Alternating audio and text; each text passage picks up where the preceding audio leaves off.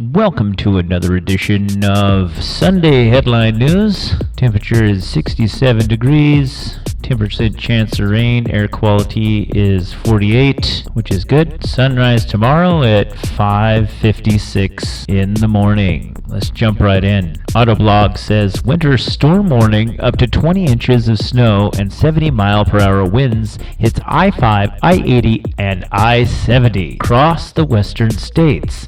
So if you're driving in those areas or doing an activity in those areas, just be safe.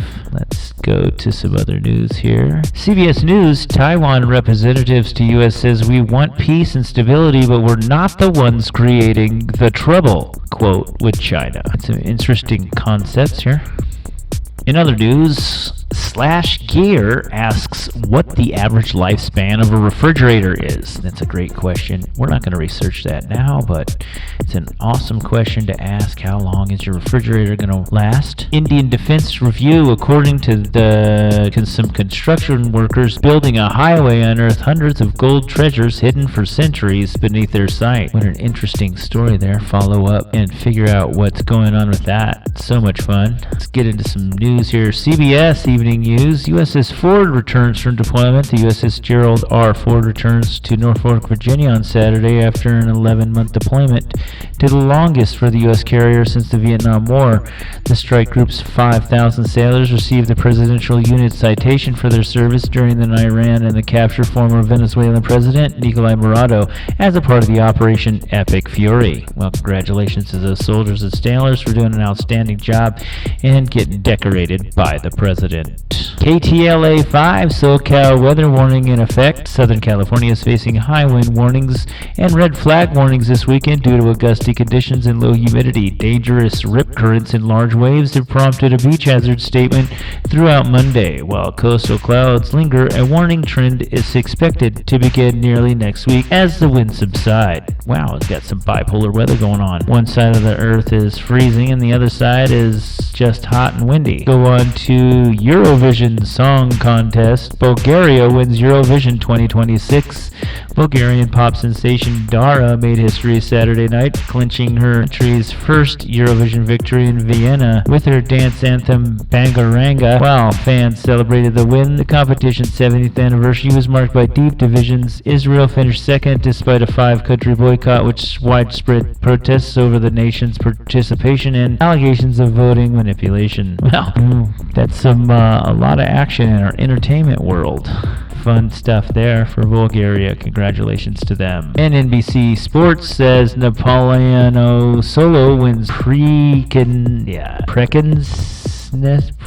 Stakes? I don't know. Napoleon Solo captured the 15th Preakness State at Laurel Park on Saturday, securing one-length victory over an Iran honor ridden by Paco Lopez, trained by Chad Summers. The colt stalked pacemaker Taj Mahal before surging ahead at the top of the stretch. Owner Al Gold accepted the Woodlawn vase after the horse overcame a recent foot injury. All right, the horses' day at the track is always an interesting one, especially if you go back into where they keep the horses and look at the horse before it races so you can pick out which one you think is gonna win. All fun round activities there at the track. Let's go to some archaeologymag.com. Medieval notebook found in German toilet. Oh my, somebody's reading the newspaper, drops it in. Archaeologists in Paderborn discovered an 800-year-old book during construction. Its wax pages are still readable because the damp, airtight soil inside the latrine prevented the wood and leather from rotting. Amazing! You never know what the funnies are going to look like from another era. That's great. Medieval notebook found. Awesome for that. Cool, we study the past so that we won't repeat the mistakes of the future. Let's see here.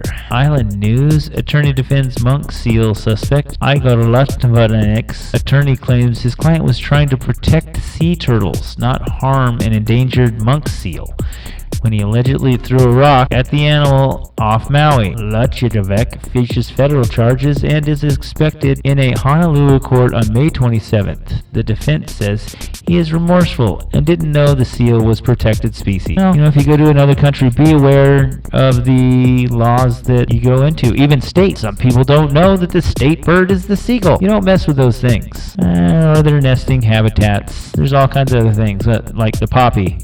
California just flowers is the poppy. Don't mess with that thing. You get a ticket. And there's all sorts of other secret little things when going into other states. You would not even know to mess with a flower, but yet you're committing a crime. Anyway, let's go on to some lighter news. WWE. Gunter secures Italy title match. Gunter solidified his title shot against Cody Rhodes at the Clash in Italy after defeating Royce Keys on Friday night. After the ring general delayed signing his contract, GM Nick Aldis ordered a high-stakes qualifier. Gunter overcame the interference from Solo Sikoa to win. Drew Rhodes stood tall after delivering a post-match crossroads. That's fun. WWE action there for the folks that follow that. See what else here. All right, well, it looks like that's the news for today. I don't know, seemed kind of quick to me. Let's check this thing out.